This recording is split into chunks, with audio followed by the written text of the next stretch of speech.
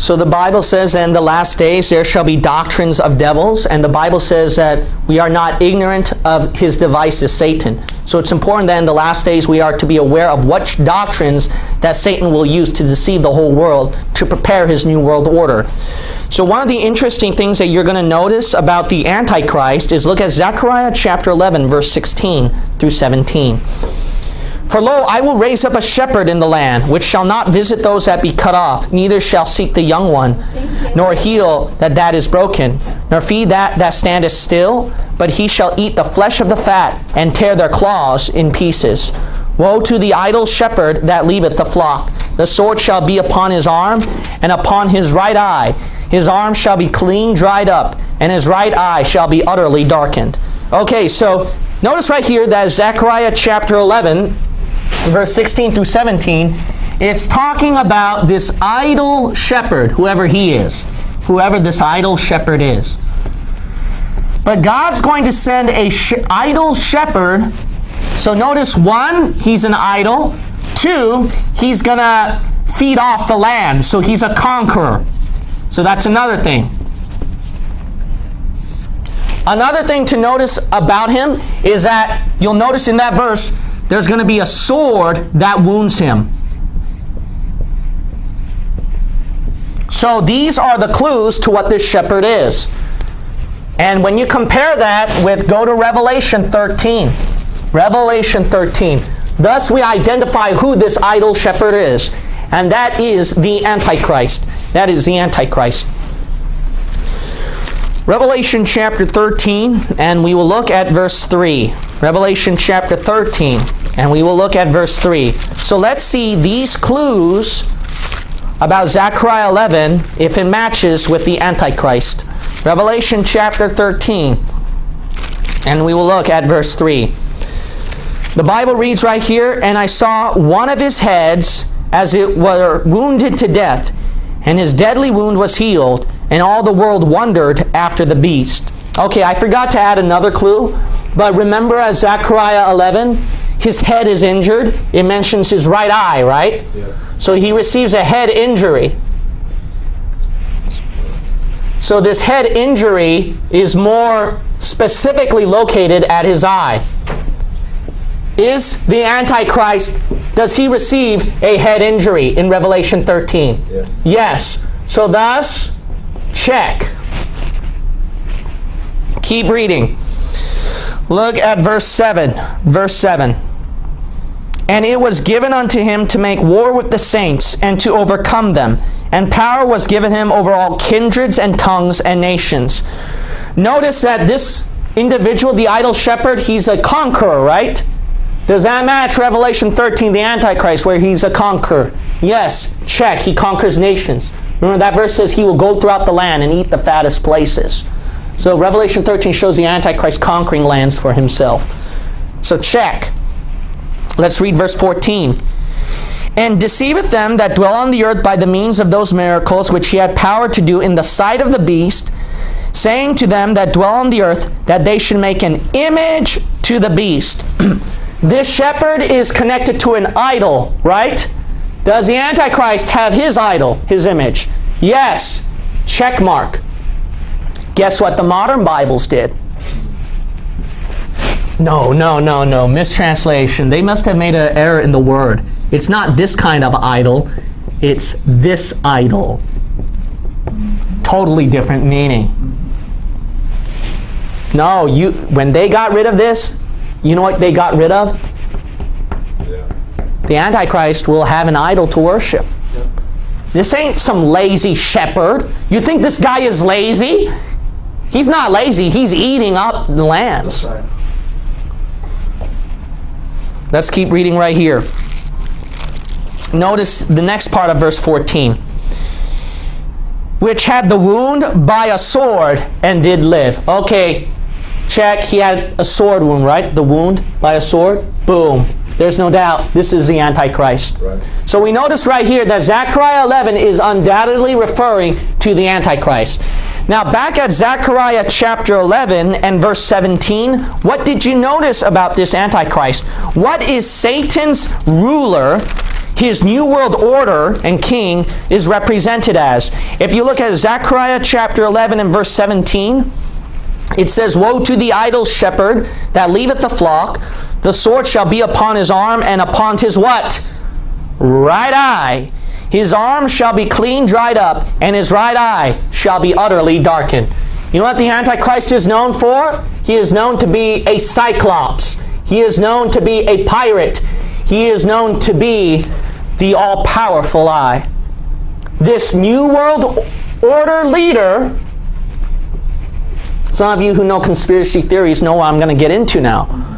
This New World Order leader who's going to be worshipped as God, and all the world will bow before this beast. He is known to have what? His right eye darkened. He will be a one-eyed monster. He will be a one-eyed New World Order leader. And guess what? If you study all the details and everything that the elites are doing behind the scenes with the government, they are preparing. If you look at the New Age Order doctrine, theosophy doctrines, and certain elites who associated themselves with those organizations, their creeds all mention that one day they will worship this New World Order leader. And it also mentions about something Masonic about the eye. Didn't you know that? So here's the quote by Blavatsky. She was the one that was one of the founders of the Theosophical Society, major player among these cults. So it's called the third eye and the pineal gland, and this is you can find it in their website, Blavatsky Theosophy Group UK, the teachings of H.P. Blavatsky and the Masters, and they give a quote from one of her books. It's, I believe, from the Secret Book of Daizan, Secrets and Doctrines, 1.27. So if you look at that, it's going to read this. In Hindu esotericism, it is called the eye of Shiva, while in the esoteric Buddhism of Tibet and the Trans-Himalayan regions, it is referred to as the eye of the Dhamma. So notice right here that different Eastern religions consider this as a deified thing. This is by Madame Blavatsky. Alone, the one form of existence, stretched boundless, infinite, causeless, in dreamless sleep and life, pulsated unconscious in universal space, throughout that all presence, which is sensed by the open eye of the Dhamma. But where was the Dhamma when the Alaya of the universe was in Paramartha and the great wheel was Anupadaka? So she connects this with something deified right here. This all-seeing, powerful presence of the universe.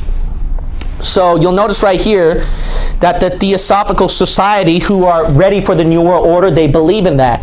And then if you look at some of these elites, what organizations they associated to, that is one of their deified beings when you go high up the ladder.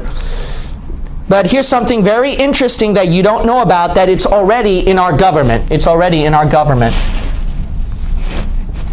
It's called George Washington. The $1 bill. If you don't believe me, you can take out your wallet right now. What do you see?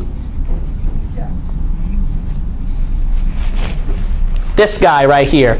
Why did they put this up?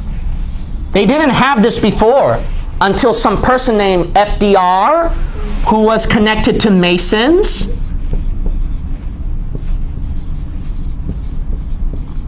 had this. How about that? So let me read from one of the letters right here from Henry Wallace. This is excerpts from Henry Wallace's letters in 1951 and 55. He's the one that started to put this up right there, this eye. They didn't have this before, but they suddenly put it in their government. Quote, Roosevelt, as he looked at the colored reproduction of the seal, was first struck with the representation of the all-seeing eye, a Masonic representation of the great architect of the universe. So that's their deified being if you look at the Mason oaths, And this is the one that was described by the Theosophical Societies, Madame Blavatsky, etc. Anyways, next he was impressed with the idea that the foundation for the new order of the ages had been laid. So a new world order, see? New world order connected to this. had been laid in 1776, but that it would be completely only under the eye of the great architect. Did you hear that? Under this new world order, it's going to go under the eye of who? Who's the eye that's going to go rule this?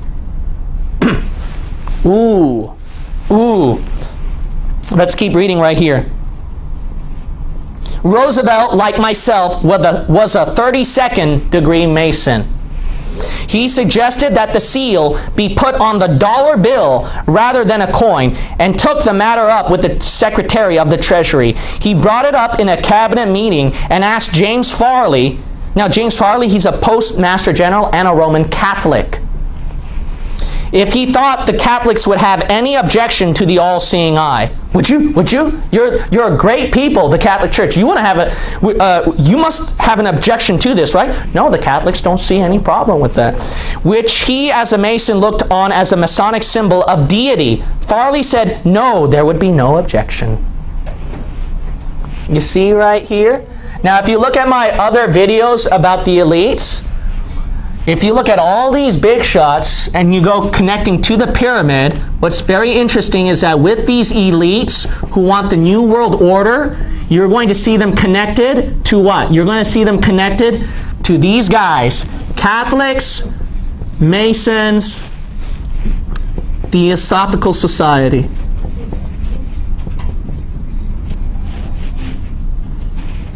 You're going to see them, you're going to see these big elite players connected to these organizations. Right. And remember the Roman Catholic oath, how much power they have? They still continue on their power. Right. So notice right here what everyone is making a way for. They're all making a way for the Antichrist. Not just spiritually, but physically right now. Right. Physically. It's going to, because remember this, the Antichrist, he has to control all the physical powers of the world. So you might as well get ready and prepare for the big day.